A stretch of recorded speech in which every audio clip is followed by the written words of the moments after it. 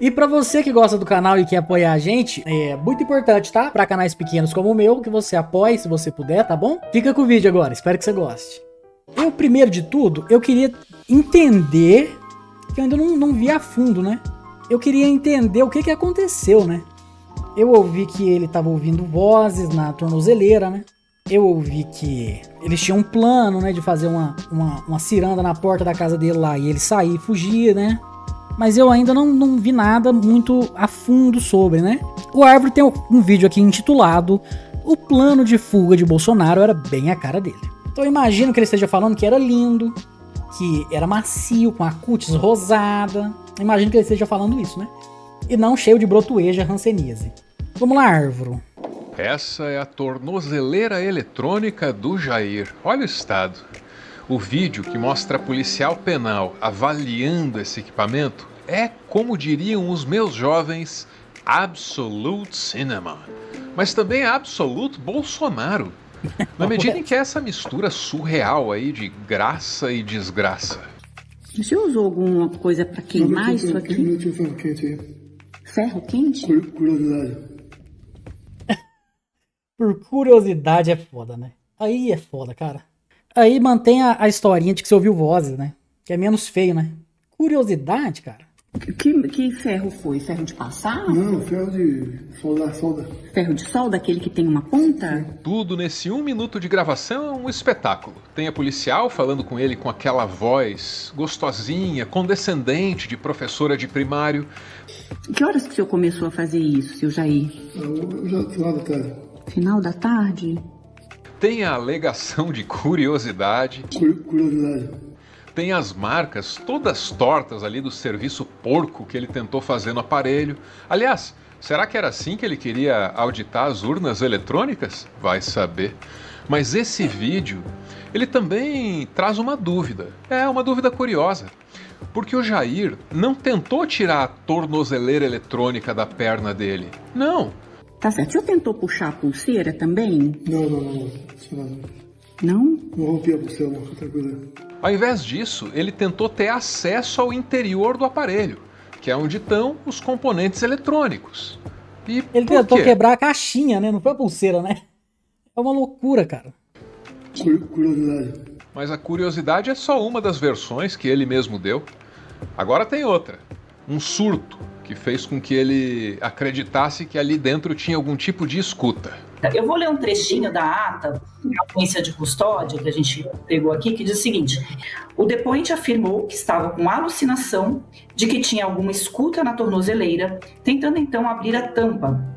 Ah, por isso que explica, viu, Tássio? Porque a tampa, porque ele achou que ali dentro poderia ter uma escuta e não a pulseira.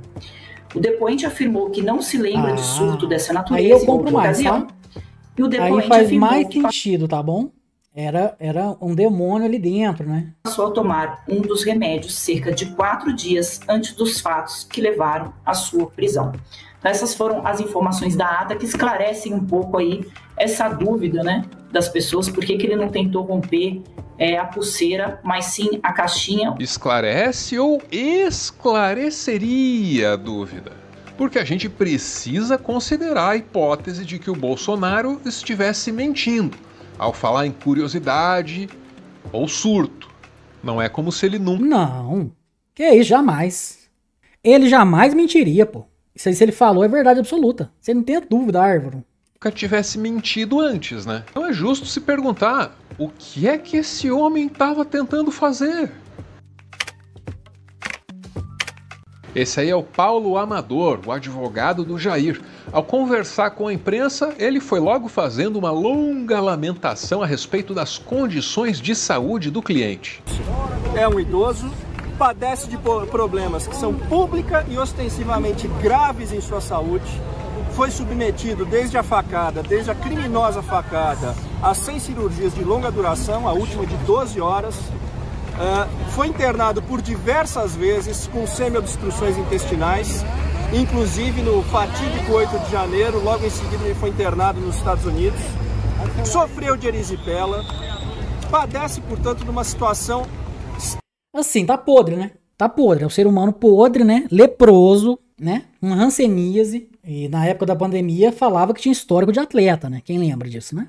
Extremamente frágil. E os repórteres ficaram ali, ouvindo com muita paciência. Quando finalmente puderam fazer perguntas, não deu outra. Quiseram saber da tornozeleira. Aí o que aconteceu? Os apoiadores começaram a berrar mais alto, o advogado também já começou a desconversar. Ele violou a tornozeleira. Ele tentou romper a tornozeleira. Se for todo mundo falar junto, a gente sobre a tornozeleira, doutor. Ele tentou romper a tornozeleira. Sobre a tornozeleira. Olha, essa questão de tornozeleira é uma narrativa que tenta justificar o injustificável. Mas tem vídeo, doutor. Tem imagens. Tenta justificar o injustificável. Uma narrativa, né? Não teria de forma alguma como subtrair-se, como evadir-se da sua casa. Ele tem uma viatura armada com agentes federais 24 horas por dia, 7 dias da semana na porta da casa dele. Então não haveria. Isso é querer justificar o injustificável. A tornozeleira eletrônica tornou-se, neste caso, o símbolo da pena infamante, a versão moderna da pena infamante. Sua finalidade... Mas teve realmente o vídeo, né? Com ele falando, né? Aí é foda, né? Aí é difícil defender, né? Foi apenas causar humilhação ao ex-presidente. Não havia qualquer necessidade. A defesa do Jair quer mais é que o Brasil esqueça dessa tornozeleira e esqueça também dessa violação tão peculiar aí, da carcaça e não da pulseira e com um ferro de solda. Ou isso aí é obra de um louco e não faz sentido nenhum, ou é parte de um plano de fuga que a gente ainda não compreendeu. O fato é que já existem 3 versões para o que quer que o Jair tenha tentado fazer ali. Quando o sistema disparou um alerta da violação, a Polícia Federal ligou para ele e o Jair disse que tinha batido a tornozeleira na escada. Aí depois, para aquela policial lá da voz tão bonita, ele disse que era curiosidade, ou cucuriosidade. Curiosidade. E a versão da cucuriosidade foi trocada pela versão do sussurto. Mas nenhuma dessas versões aí cola. O STF parece muito mais convencido de que havia mesmo um plano de fuga. Porque se não estivesse, o Jair continuaria na prisão domiciliar. Em 17 páginas, o ministro Alexandre de Moraes apresentou os fundamentos jurídicos para decretar a prisão preventiva de Jair Bolsonaro. Gente, aí não tem segredo, né? Tá preso domiciliar com a tornozeleira. Você tenta estourar ela. Você tem que ir preso, né, cara? Assim, qualquer pessoa, né? O ministro destacou que o condomínio... Por mais podre e leprosa que essa pessoa esteja, né? Mais fraca, né? Imunda, né? Onde o ex-presidente mora é localizado a cerca de 13 quilômetros do setor de embaixadas sul de Brasília, onde fica a Embaixada dos Estados Unidos, uma distância que pode ser percorrida em cerca de 15 minutos de carro.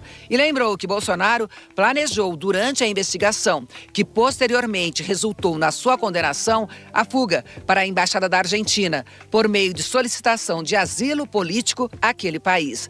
A distância da casa de Bolsonaro até a Embaixada da Argentina, no setor de Embaixadas Sul, também é de 13 quilômetros.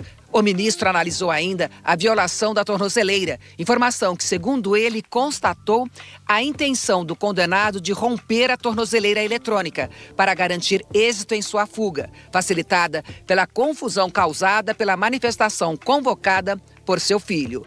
Convém não esquecer da vigília convocada pelo Flávio. Uma manifestação certamente ajudaria a tornar mais fácil a tarefa de colocar o Jair dentro de um carro. E se fosse um carro de uma embaixada, aí danou-se. O Bolsonaro estaria salvo do STF no mesmo instante, antes mesmo de chegar à embaixada propriamente dita. Existem duas convenções, na verdade, uma de 61 e uma de 63, as duas chamadas Convenções de Viena, que tratam de proteção a embaixadas e consulados. A que mais interessa para nós nesse caso aqui é a de 61, que trata da proteção diplomática. E ela diz que não apenas a sede das embaixadas, mas também os veículos têm proteção contra mandados de busca, de apreensão. Então é muito comum em Brasília, mesmo motoristas desses carros a serviço de embaixadas se recusarem a abrir o vidro para receber até multa de trânsito. Isso significa que se alguma embaixada de algum país estrangeiro decide dar asilo ao Bolsonaro, dando a ele a condição de perseguido político, basta que ele entrasse num carro dessa embaixada para se evocar essa proteção da Convenção de 61. No caso de países da região aqui das Américas, existe ainda um outro documento, que é a Convenção de Caracas de 1954, que diz que se um país da região concede o asilo, acreditando que aquela pessoa está sendo perseguida politicamente, o país em que essa embaixada está situado, no caso aqui seria o Brasil, tem de conceder um salvo-conduto para essa pessoa sair do Brasil, né? Então veja que tipo de situação complicada a gente poderia entrar no nível internacional se porventura, em algum momento, Bolsonaro entrasse num carro com proteção diplomática, fosse na casa dele, dentro do condomínio, uma casa vizinha, ou até numa das visitas que ele tem feito ao hospital para receber tratamento. A hipótese de que o carro de uma embaixada seria levado... Mano, que loucura, hein? Eu quero um carro desse, velho. Eu sair atropelando geral, né? Tomando multa, passando radar. Se foda, né? Blindado, né? Eu tô blindado da justiça, né? Eu queria, mano. Até o Jair não pode ser descartada assim tão facilmente, não sem investigações. Só que para que isso acontecesse, alguém, alguma embaixada precisaria estar a par do plano de fuga. E aí é justo se perguntar, né? Quem mais estaria envolvido no planejamento da fuga de Jair? Porque desde que ele tramava o golpe, Jair tinha sempre um plano de fuga na manga e com muita gente envolvida. Por que é que seria diferente agora? Talvez houvesse mesmo um plano digno do nome. Talvez alguém tenha orientado Jair sobre como proceder com a tornozeleira eletrônica. É claro que se ele executou esse plano, ele executou que nem a cara dele, né? Que nem a cara ou que nem o governo dele. Tadinho do leproso, gente. Nas considerações finais, eu gostaria de relembrar que por algumas vezes, ao longo do seu mandato, Jair Bolsonaro se comparou com a então presidente da Bolívia, Janine Áñez. Na maioria das vezes, dizendo que ele jamais acabaria como ela. E como foi que ela acabou, né? Ela acabou presa.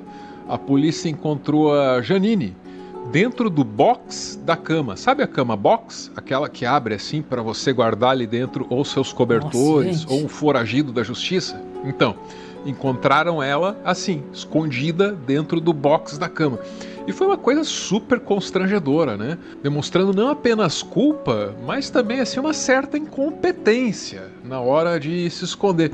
E aí, a Janine escondida dentro do box da cama e o Bolsonaro com aquela tornozeleira toda derretida, os dois a 80 por hora, quem é que chega antes? É a questão que eu deixo aqui. Para os apoiadores desse canal, eu fiz uma... Assim, gente, pô, encara, né? Foi homem o bastante pra fazer a cagada. Seja homem, né? Pra encarar a consequência, né, cara? É menos feio, né, cara? Olha que loucura que ele fez ali, cara. Nem foi na presilha, velho. Então é isso, eu entendi agora. Eu entendi. Ele foi só doidão mesmo, né? E tá lá trancafiado. Já deixei meu like. Bom vídeo do Árvore aqui, hein? Vou deixar meu comentário. O advogado chamando ele de fraco e leproso me pegou. Deixei meu comentário, né? Se você gostou do vídeo, deixa seu comentário também. Fala aí o que você achou do bolso preso, né? O que você achou mesmo? Bebê. É covarde mesmo, né? Deixa seu like, não se esquece de se inscrever. Tamo junto e tchau. Até o próximo, hein?